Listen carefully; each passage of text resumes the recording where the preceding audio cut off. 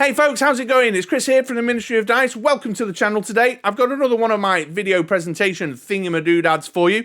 And in today's video, I'm going to be sharing with you the last handful of Marvel Dice Masters Secret Wars card spoilers that I have from my little WizKids marketing package that I was given a donkey's age ago last year. That's right, it's a re-recorded version of the spoiler vid. It's only a short one. It's the last couple I've got. I've called it the Big Bads. And let me ask you this. How would you like to see a couple more super rares from the set? If that's of interest, then stick around.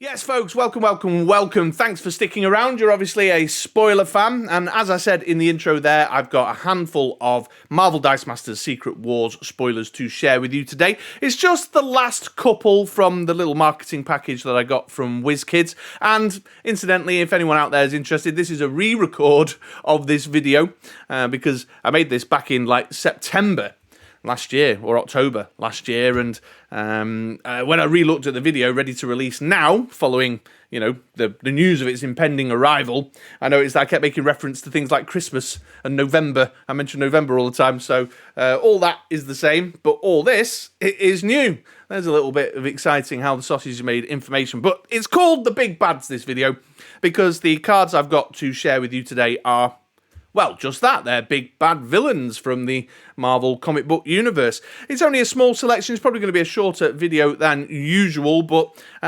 these guys didn't really fit into any of the previous spoilery themes, so I just created a theme of its own, really. But let's get into it. I'm just waffling. You want to see the cards. You're like, shut up, Chris, show us the cards. So that's what I'm going to do. I'm going to show up and show you the cards. Okay then, well, on the theme of big bads, in the context of the Secret Wars Marvel comic book event, you can't really talk any bigger or badder or more villainous than God Emperor Doom. And we know God Emperor Doom is in the set because we've seen the rare God Emperor Doom in the World Championship Fan Appreciation presentation spoiler reveals. That was Rabam Alal, the 6-cost shield. He's on screen right now. His game text is, while God Emperor Doom is active, at the start of the attack step, target character dies, attack becomes 0 until the end of the turn. So I've already talked about this card. I talked about it in the World Championship Secret Wars spoilers vid. I'll pop a link to that in the description down below if you want to cycle back round and revisit those thoughts. But I'm taking a quick look at that now because there's a themey element to this character coming through that you'll see continued in the super rare I'm about to show you, where he is very much a control character, which is super on point with the comic book lore and the nature, the high control freak, villainous nature of God Emperor Doom. Well, I mean, Doctor Doom in general, but God Emperor Doom specifically in the Secret Wars context. So let's take a look at the super rare now. Here it is coming up on screen. We've got the God Emperor Doom Destroyer of Worlds. This is a 7-cost shield. He has the same stat line. He's got the Iron Will keyword, and his game text reads, while God Emperor Doom is active, the first time an opponent uses a global ability each turn, they lose 2 life. So, lots going on with this card. First things first, the keyword Iron Will. So if you're new around these parts or you're new to the game, you might be unfamiliar with the keyword. Iron Will means that this character cannot be KO'd unless they have been previously damaged that turn, or they're taking simultaneous damage from 2 different sources. So it means that God Emperor Doom, in order to kill him through KOing him, you have to ping him twice, which is just, great for a control card of this nature because you can camp your God Emperor Doom out in the field and feel relatively confident that your opponent is going to struggle to shift him. If anyone's ever played against Iron Will before, it can be a real chore to get rid of Iron Will characters unless you've preloaded up with some pingy type stuff, like back in the day of Magic Missile. We used to manage to do it like that.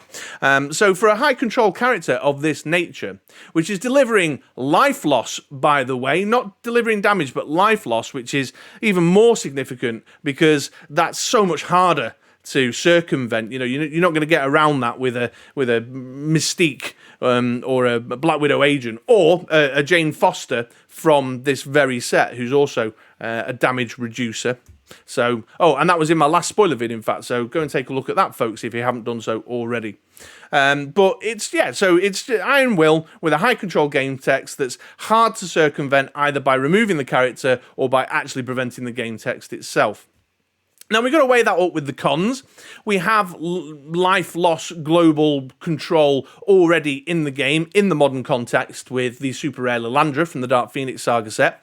She's got some added value because she's cheaper, and her life loss triggers, it initiates, so your opponent has to pay that 2 life to use an action or a global, so she's kind of got more life reduction capacity on your opponent than the God Emperor Doom does. But he, of course, then has the Iron Will, which makes him even more trickier to remove, and he's got the larger stat line, although Lilandra's defense numbers are not insignificant. She's pretty tough to remove anyway, but it's one of those kind of situations where we've got a super rare here in set where if you pull it, you're not disappointed because you can do something with it. The game effect is useful, but if you're really going for that level of control, there might be a more optimal option with Lilandra, bearing in mind that you're making that trade-off where you're not getting the Iron Will that's making him just immovable. I'm just camping in the field, and the first time you use a global, you're losing 2 life. And of course, long-standing players of the game will know that life loss control for global abilities of this nature can be hugely damaging for your opponent, because if they're relying on a global for their strategy, then you're giving them that tough choice of, well, do I plow on with that strategy, knowing that I'm going to be sort of whittling myself down bit by bit and taking this gradual reduction that soon catches up with you. Trust me, I've been there. It soon catches up with you. Or do I re-strategize and try and cut that global out of my strategy and find myself in that really tricky space where I'm having to, tactically respond on the fly with that global taken out of my life? Or do I just use the global a little bit and take a couple of hits? Well, that's good for me with my God Emperor Doom out. It's all that kind of stuff that's going on. So we know that life loss of this nature is a good thing, but God Emperor Doom, for the advantage of the Iron Will, has got the disadvantage of the higher cost and the slightly nerfed game text when compared to the likes of Lilandra, so something to bear in mind. But there we go, folks. There is the super rare God Emperor Doom. Okay then, folks, now the next big bad I've got for you is an X-Men big bad, although there's something curious about this one, but here we go, we'll get into it. We've got Apocalypse, the Wicked Supremacist, a 6-cost bolt. His stat line is 135, 256, and 267. A lot going on in the game text here. We have the keyword Overcrush, which is all right, decent enough, I suppose, with an attack stat line of 3, 5, and 6. It's not quite as impressive as some of the really beefy attack statted characters, but still useful nonetheless. Then we've got another bit of game text. While Apocalypse is active, when you field a character die, deal 2 damage to target character die, which is nice. That's interesting in its own right.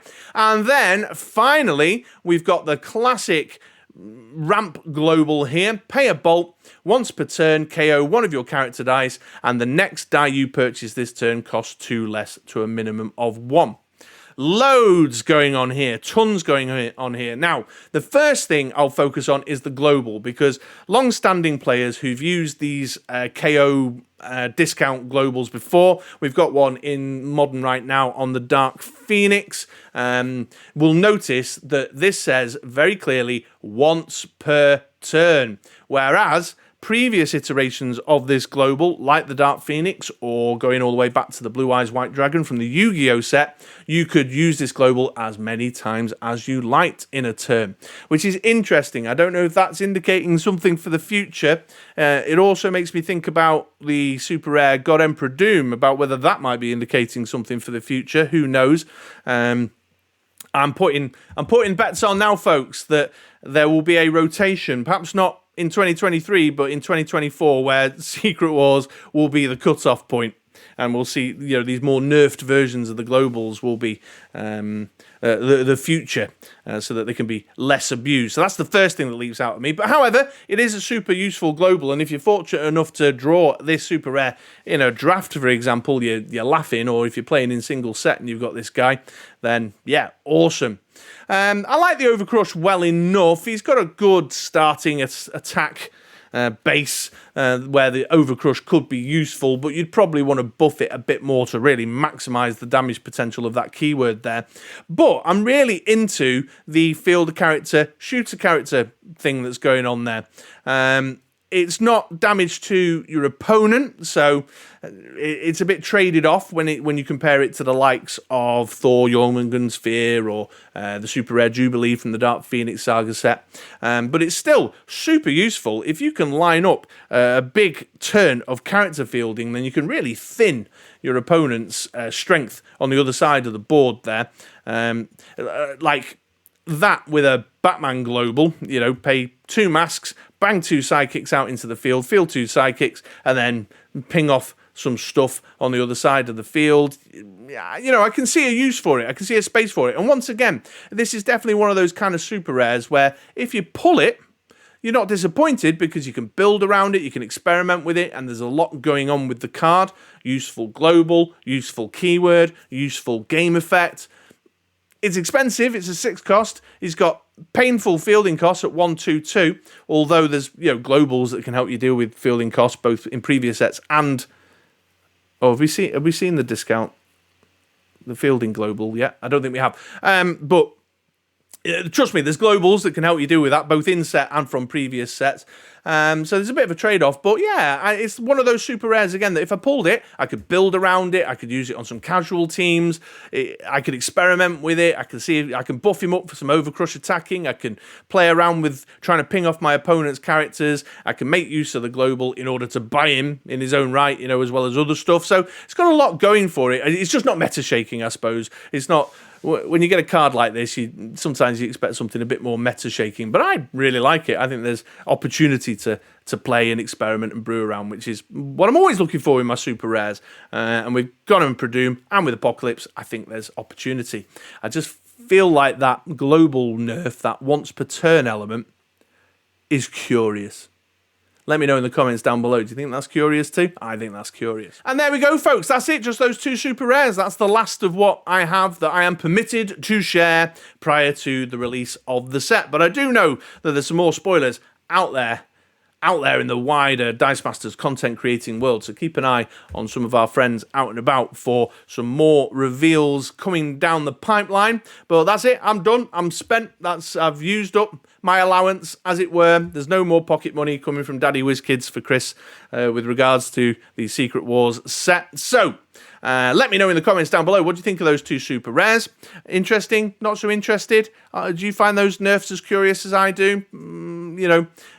Why would you use a God Emperor Doom over a Lilandra, for example? Why would you use an Apocalypse over a Dark Phoenix? I suppose those are the 2 key questions at hand there. But certainly, as I said, to reiterate, if I pulled either of those super rares, I wouldn't be all that disappointed. I feel like I could brew around them. I just don't think they're going to be as earth-shaking as previous versions of their game texts. But there you go. So thanks for watching, folks. Hope you enjoyed that. I'll get those cards added to the gallery soon enough. But in the meantime, don't forget, it's britroller6.com/spoilers for all the latest up-to-date spoiler information. The first, quite often, to get those cards up for a view. So make sure you stick around and visit the site regularly. Don't forget, UK Players about the UK Games Expo coming up. But that's it. I'm done. I'll finish up there. Thanks for watching. I hope you have a great day. See you later, folks. Didn't really know how to finish that one today. Just sort of rambled on a bit at the end there.